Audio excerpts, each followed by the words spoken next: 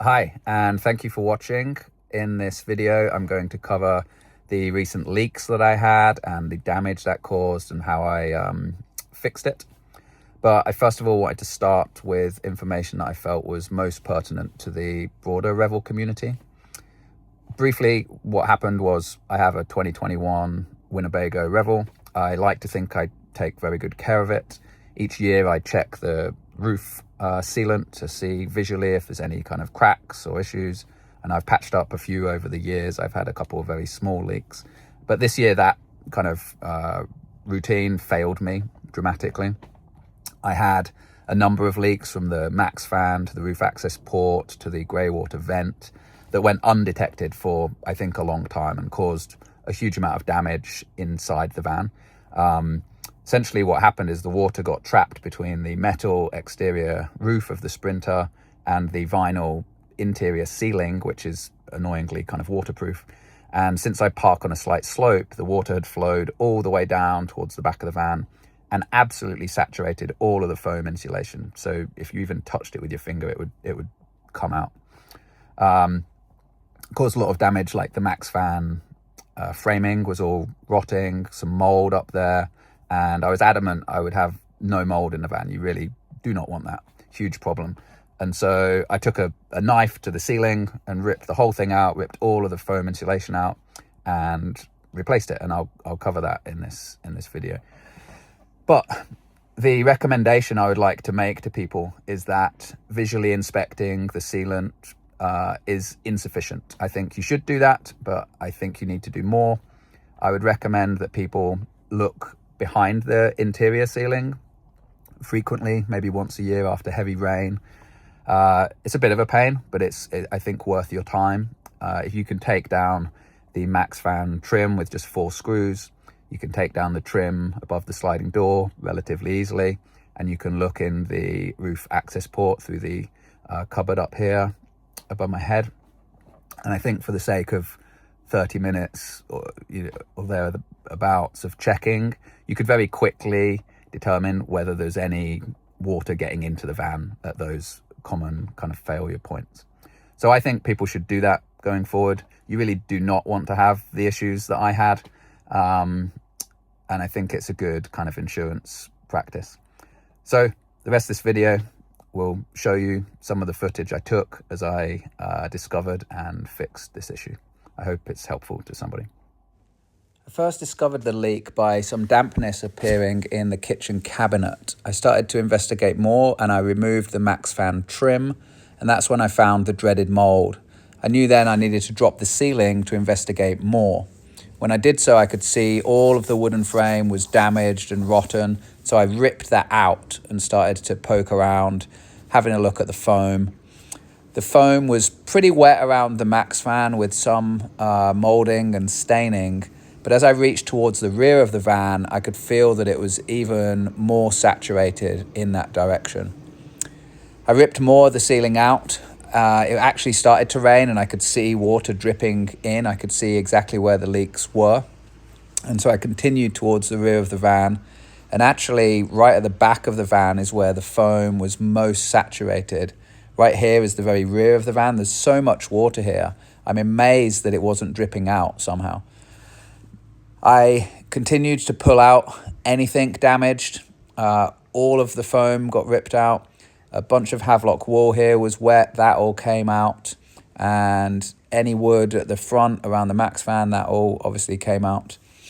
Until I had this blank canvas. It felt really good at this point to just have anything damaged out of the van, back to the raw shell and ready to rebuild. It was now time for me to fix the leaks from the outside, and I proceeded to remove the lap sealant using a heat gun, which worked surprisingly effectively and pulled off in kind of satisfying chunks. Once I pulled these off though, unfortunately I discovered more problems that I would have to fix. So I removed the lap sealant for the vent today, as I did have a small leak there. I thought I would just be able to remove the sealant and then reapply it. However, what I found is that there are 6 screws that attach this. They used self-tapping screws. I would have preferred they bolted it down with some washers. But more importantly, of the 6, we have 1 that's cracked the plastic, 2 that has kind of destroyed the plastic, 3, that one's okay, and 4. So whoever installed this clearly thought that it was okay to wreck the plastic with 4 over-torqued screws, and they simply covered it up with lap sealant. This part cost $5, so pretty annoyed that they didn't think to get a new one when they wrecked the first one. But here we are. Now that I've taken the plastic top off, you can see that Winnebago has installed this kind of plate. It actually butts up fairly nicely with the roof rib there. However, this plate looks like it was pre-drilled, but whoever installed this didn't align the holes in the cap with those pre-drilled holes, and instead just put them through the cap wherever they felt like. And you can see the front 2 screws here actually don't go through this base at all. They missed it, and that one obviously goes straight through the roof rib. So again, another example of very bad installation of this, when it looked pretty clear that the holes were pre-drilled for a reason and someone just ignored that. So I proceeded to clean it all up and treat any rust and paint any exposed metal edges. Obviously I bought a new cap, and this time used bolts and fender washers to clamp down new butyl. For the roof access port, I made these aluminium strips so that it would apply even pressure across the length. I am now reinstalling the Max fan from scratch, and I knew that once I started to take up the lap sealant, I would probably find a poor install again. What I found this time so far is that they missed a screw here on the back and here on the front. If I feel underneath, there actually are screws penetrating through, so I am assuming that they are using those to attach the mount underneath, but I will have a look as I take the screws off. I've now removed the Max fan mount, and you can see the kind of adapter that Winnebago fabricated. It's made of some kind of plastic, but it's cracked in multiple places. It's cracked here, it's cracked here, it's cracked here, and kind of just in a bad state.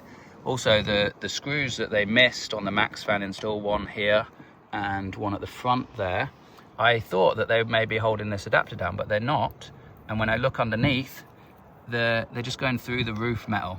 No idea what the intent of those was, but that now creates a non-flat surface on the roof for this to go over, creating a potential leak spot.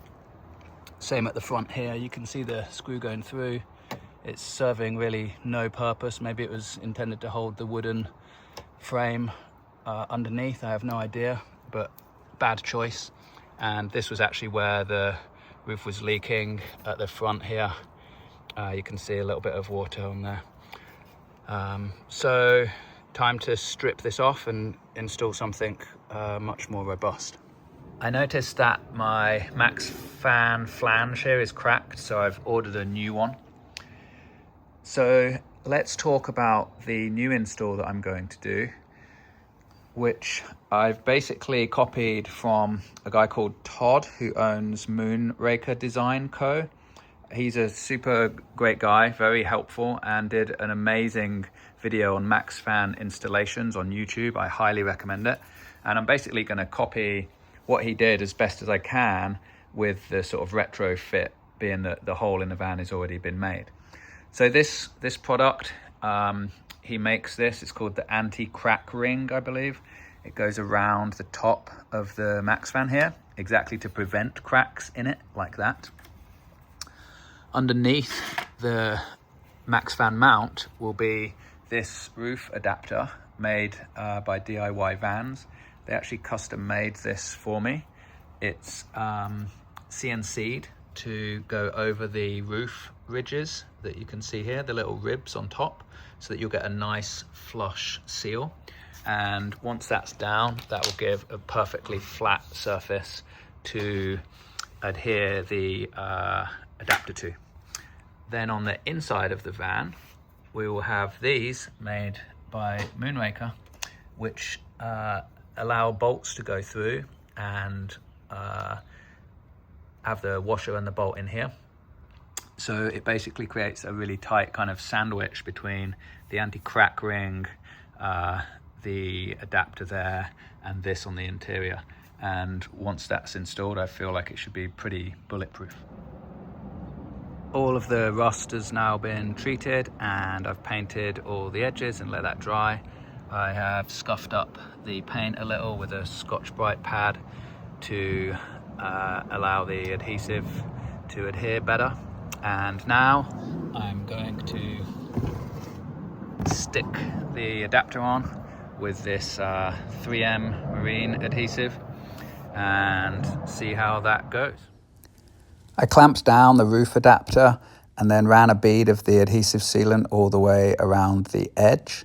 I also used the anti-crack ring to then drill the holes I needed through the roof adapter and used the existing holes in the roof of the van. I then put butyl tape all the way around underneath the Max Fan flange, and using the hardware from Moonraker Designs and of course the anti-crack ring on top, tightened all of the bolts from the inside.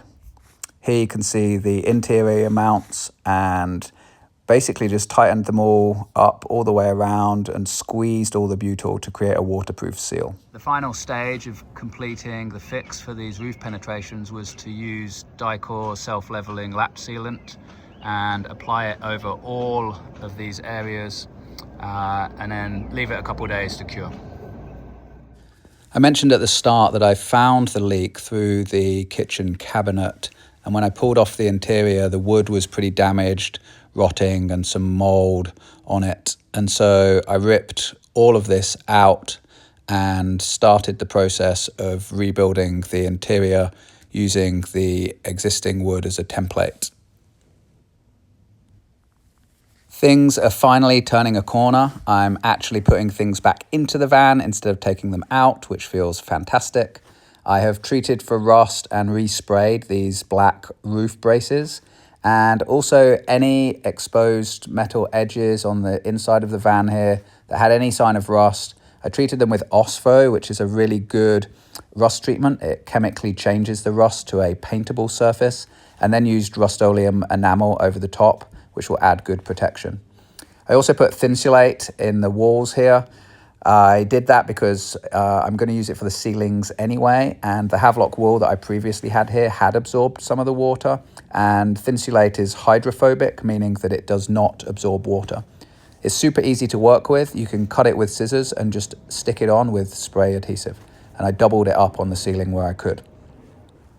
Whilst I had the cabinet off, I wasn't super happy with how they were installed, and so I've replaced a couple of what were self-tapping screws with riv nuts here, which should make them much more secure. The kitchen cabinet is back up. I've rebuilt the interior, reupholstered it, and I added this little middle shelf a while ago. So when looking for a new material to put on the ceiling, I had kind of 5 requirements. The first one was that it needed to be a similar thickness to the vinyl material that Winnebago uses, because they really kind of pack that in above the cabinets and above the walls, and I wanted it to be about the same thickness so that I could, slot it into place. I also wanted it to be lightweight, obviously. Then I wanted it to be easily removable, because I want to be able to inspect the roof penetrations more regularly going forward. And I also wanted it to be breathable. I did not want it to be kind of waterproof like the vinyl, so that any water that gets in literally gets stuck between the van metal ceiling and the interior ceiling. I wanted it to be breathable so that you could get better airflow, but also so that any water that does get in will come through the ceiling and I find a leak much quicker. And then lastly, I wanted it to be fairly quick to get a hold of and relatively inexpensive. I was in a rush to get this finished and get the van fixed for Memorial Day camping, so it had to be pretty quick. So what I landed on were these ultralight slat panels from Slat.co. These guys were super helpful when I was asking them questions and delivered these in just a couple days. The panels are actually made from acoustic felt with veneer adhered to the top. So there is no wood or particularly MDF core. You really don't want to use MDF in a van because it does not hold up well with any kind of moisture. And so I like these because they're the exact same thickness actually as the Winnebago vinyl material. They're super flexible, they bend really nicely, and very easy to work with. You can cut them with a sharp blade, which I found super helpful. I proceeded to start installing the slats. They went up fairly easily, just a lot of double measuring before I made cuts. I made some of these aluminium cross braces where needed to add more structural support, and it went fairly smoothly. After a lot of work, I have finally finished the ceiling and roof repairs, which is fantastic because we're going camping tomorrow for Memorial Day, and I had to really work super hard to get it finished. I'm really happy with how it turned out. The slats worked really nicely. Again, they're the same thickness as the original material, so they slot above the wall panels very well. And it might not be to everybody's aesthetic taste, but I actually really like it. I think it adds a little warmth to the van, which previously could look a little clinical with all the grey and kind of white everywhere. The roof penetrations now should be pretty much bulletproof and last me a good many years. Thanks again to DIY Van for the custom CNC'd roof adapter that they made for me. And of course to Moonraker Design Co. for the excellent YouTube video showing me how to over-engineer that Max fan installation. I really hope that others do not have to rebuild their ceilings due to undetected leaks, but if that ends up being the case, I hope this video was helpful to you, and thank you for listening and making it this far. Cheers.